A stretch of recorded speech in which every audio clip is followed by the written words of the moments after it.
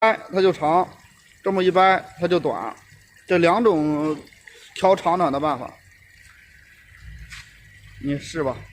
行了，然后拧二模，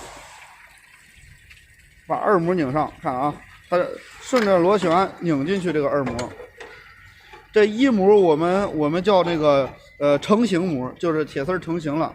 第二个模叫校正模，就是把丝啊有的时候长短稍微不一样的话，这个不需要愣压的话，这个二模就能校正过来。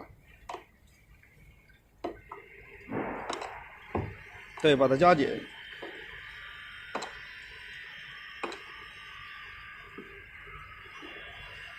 稍微扎点的这，扎一下，别长忒紧了，扎的。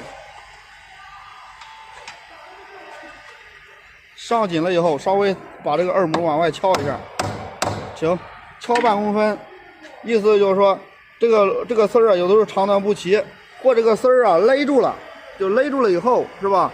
它这个丝儿它会短，就二模啊，就是说意思就是这个螺距啊，它等于赶着它呢。如果说出现问题以后，那边丝儿一乱了，一勒住了以后，它就不会出现长短的现象，就是说它这个长短就均匀了。一砸，这两个这个螺距就往前这么一挨，这两个就一样了。有稍微不一样的时候，它就把它校正过来了。行，试试。再就是说往外一砸的话，丝儿也会变长一点，稍微再紧一下。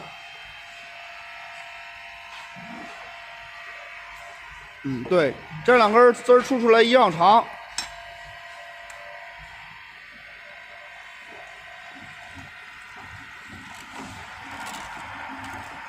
对，你看现在立直，看到没有？现在就正了，看到没有？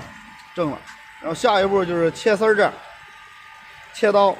这个切刀啊，这是那个刃儿，切刀的刃儿是吧？两个一错就开了，正好切在它的正中间，知道吧？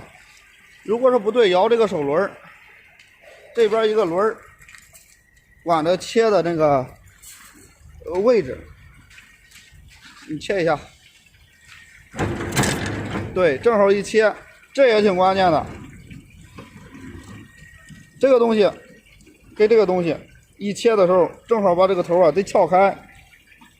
如果撬不开的话，就是穿的时候故障率就特别高了。